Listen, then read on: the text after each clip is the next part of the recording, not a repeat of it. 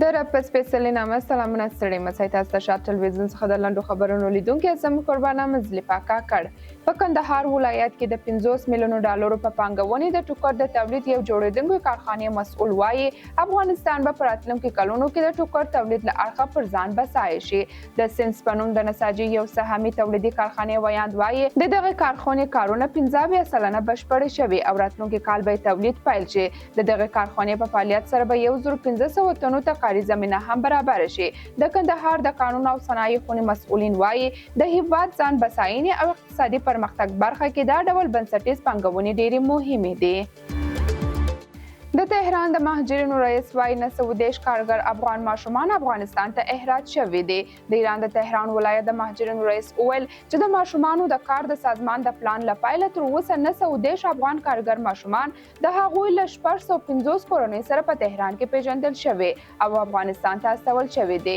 احسان حیدري په تهران کې د افغان مهاجرو کارکوونکو د ماشومانو د راټولولو او ایستلو لپاره د یو مرکز د جوړولو اعلان وکړ. هغه زیاته کړه چې دغه پلان پر بنسټ به کارګر ماشومان وپیژندل سي او راټول او بیرته به د ایران له پولو څخه له خپلو کورنۍ سره افغانستان ته واستول شي. د تهران د مهاجرینو مشر وویل چې دا پروژه به د تهران ولایت څخه د ماشومانو کارګرانو راټولولو او ایستلو پورې جدي دوام وکړي. هغه په ایران کې د استوګنې لاسنادو پرته د مهاجرو د ایستلو د بهیر په ګړندیتوب هم ټینګار وکړ. د مهاجرینو چارو وزارت وايي 315 افغان کډوال ترکیه را ایستول شوي او د روانې اقرب میاشت په 18 او 19 هیواد ته رالیږدول شوي دي. دغه وزارت ویلي ځینې دغه کسانو ترکیه کې د اوسېدونې یا قانوني اسناد هم لرله. د کډوالو او راستنېدونکو چارو وزارت مسلکي مرستیال عبدالرحمن راشد چې دغه کډوالو هرکلي لپاره د کابل نړیوال هوایي ډګر ته تللی ویل چې دغه وزارت ترکیه کې د کډوالو د ستونزو حل په موخه استازولي لري او په خبرې له ترکیې چارواکو سره به دغه هیواد کې د افغان کډوالو د ستونزو په اړه خبرې وکړي. تېره میاشت د اروپایي ټولنې د بشري حقوقو کمیسیون اعلان وکړ چې د ترکیې پولیسو له افغان او سوریایي مهاجرو سره بد چلند کوي. دغه کمیسیون له اروپایي ټولنې وغوښتل چې ترکیې ته د مهاجرینو د مخنیوي لپاره د پیسو ورکړه بنده کړي. په افغانستان کې بشري ناورین، اقلیمي بدلون، د کډوالو راستنېدل او د طالبانو لخوا د ښځو پر کار بندیز پر کورنۍ بد اقتصادي تاثیر اچولی. ځینې نړیوالې مرستندویو مؤسسو راپور ورکړی چې په افغانستان کې ځینې پلرونه د خپلې نورې کورنۍ د نفقې برابرولو لپاره د خپلو ماشومانو پلورلو ته اړ شوي دي. دغه مرستندویه مؤسسې چې له ملګرو ملتونو سره په ګډه په افغانستان کې په بشري برخو کې کار کوي راپور یې ورکړی چې یو شمېر افغان پلرونه د خپلو کورنۍ د نورو غړو ژوندي پاتې کېدو او د نفقې موندلو لپاره د خپلو ماشومانو پلورلو ته اړ شوي دي. د افغانستان د عدلیې وزارت اعلان وکړ چې د ځمکو د غصب د مخنیوي کمیسیون په یوه میاشت کې د افغانستان په 12 ولایتونو کې 24,490 جریبه غصب شوې ځمکه بیرته راګرځولې دي. دغه وزارت په یو بیان کې لیکلي چې تر ټولو ډېره غصب شوې ځمکه په تخار ولایت کې ده چې 10,000 جریبه کیږي.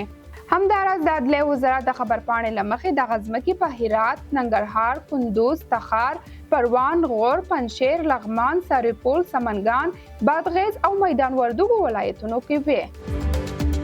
په افغانستان کې د ملګرو ملتونو د ماشومانو د ملاتړ صندوق وايي تېر کال یې 4.3 میلیونو نجونو او هلکانو ته درسي توکي ویشلي دي. په افغانستان کې د ملګرو ملتونو د ماشومانو د ملاتړ صندوق د استازي مرستیال روشن مرتضی نن پر خپل ایکس پاڼې لیکلي چې یونیسف د هر افغان ماشوم د زده کړې ملاتړ ته ژمن دی. نوموړې زیاته کړه چې په تېر یو کال کې 4.3 میلیونه افغان نجونو او هلکانو ته درسي توکو اړتیاوو ته رسیدنه کړې ده. اطلاعات او کلتور وزارت د ګرځندوی مالی او اداري چارو مرستیال قدرت الله جمال په کابل کې د ایران سفارت له فرهنګي اتشې سید روح الله حسیني سره کتلې. په دې لیدنه کې د ایران سفارت فرهنګي اتشې روح الله حسیني په کابل کې د افغانستان او ایران مشترک هنري او فرهنګي نندارتون جوړولو خبر ورکړ او د ګرځندوی مالی او اداري چارو مرستیال په مشرۍ یو پلاوي ته د ایران د سفر بلنه ورکړه. د طالبانو حکومت د چاپیریال ساتنې ادارې رئیس په مشرۍ یو پلاوی د ملګرو ملتونو د اقلیمي بدلون په نړیوال کنفرانس کې د ګډون په موخه آذربایجان ته روان شو. ښاغلی خالص باکو د روانېدو پر مهال د کابل هوایي ډګر کې خبریالانو ته وویل موږ به هڅه وکړو چې په دې کنفرانس کې په مختلفو فورمونو کې له نړیوالو سره دا شریک کړو چې په افغانستان کې څومره د اقلیمي بدلون زیانمن شوی او ستونزې لیدلې دي او دا زموږ لپاره یو فرصت دی چې خپلو اړیکو ته پراختیا ورکړو. افغانستان د اقلیمي بدلون په وړاندې شپږم زیان ګاللی هیواد دی.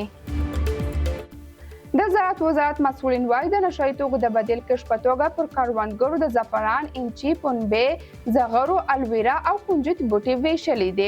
دغه وزارت بیان رسنیو ته ویلي دي د کوکنار د کرلې منع کېدل وروسته د دمګړۍ د هیواد په هیڅ ځای کې کوکنار نه کرل کیږي. له دې سره سم ځینې کروندګر بیا د کوکنار د بدیل کښت په برخه کې د لا زیات ملاتړ غوښتنه کوي. تر دې وړاندې د کرنې او اوبو لګولو او مالدارۍ وزارت ویلي و کروندګرو ته شاوخوا 100,000 ټنه اصلاح شوي تخمونه او 200,000 ټنه کیمیاوي سره ویشل شوي دي. دا په داسې حال کې ده چې د ملګرو ملتونو د مخدره موادو سره د مبارزې ادارې په تازه راپور کې ویل شوي دي چې روان کال د تیر کال په نسبت 19% زیات کوکنار کرل شوي دي. د قطر د بهرنیو چارو وزارت اعلان وکړ چې په غزه کې د اوربند او د یرغمل شویو بندیانو د خوشي کولو لپاره د حماس او اسرائیلو ترمنځ د منځګړیتوب روانې هڅې ځنډولې دي. قطر اړخونو ته خبرداری ورکړی چې کله دوی رښتینې او جدي اقدامونه واخیستل نو منځګړیتوب به بیا پیل کړي. د اوربند په هوکړې کې د پرمختګ د نشتوالي او د یرغمل شویو بندیانو د خوشي کولو په اړه له ډېرې ناخوښۍ وروسته قطر پریکړه کړې چې منځګړیتوب وځنډوي. د قطر د بهرنیو چارو وزارت د دوشنبې په شام زیاته کړه چې په خبرو اترو کې موږ له هغو ژمنو څخه د وتلو شاهدان وو چې پرې هوکړې شوې وه. د قطر د بهرنیو چارو وزارت ویلي وه چې په دغه هیواد کې د حماس دفتر د تړل کېدو په اړه رپورټونه هم رد کړي. د شنبې په ورځ د اکتوبر په نامه د حماس یو جګپوړی چارواکي هغه راپورونه رد کړه چې ګویا قطري چارواکي د له دې هیواده د وتلو امر کړی وي. رویټرز تېره شپه د یو لوړپوړي امریکایي چارواکي له قوله راپور ورکړ چې د حماس لخوا د یرغمل شویو بندیانو د خوشي کولو او په غزه کې د اوربند له موافقې سره پرله پسې مخالفت وروسته امریکا له قطره غوښتي چې د حماسي چارواکو له هیواده وباسي. د حماس یو چارواکي وویل موږ د یو نامعلومې ډیپلوماټیکي سرچینې لخوا خپاره شوي څه تایید یا ردولو لپاره هیڅ نه لرو او موږ د قطر څخه د وتلو کومه غوښتنه نه ده ترلاسه کړې. د ترکیې د انرژي وزیر اعلان وکړ چې ولسمشر رجب طیب اردوغان به د دوشنبې په ورځ د اسلامي همکارۍ د سازمان OIC په سرمشریز کې د ګډون لپاره سعودي عربستان پلازمینې ریاض ته سفر وکړي. د ترکیې د انرژي د وزیر په وینا اردوغان به پر دې غونډه کې پر فلسطیني سیمو او لبنان باندې د اسرائیلو د بریدونو او ګواښونو په اړه خبرې وکړي. درنو لیدونکو دا هم د نن ورځې خبرونه له ملتیا مو مننه. تر بیا ښې چارې.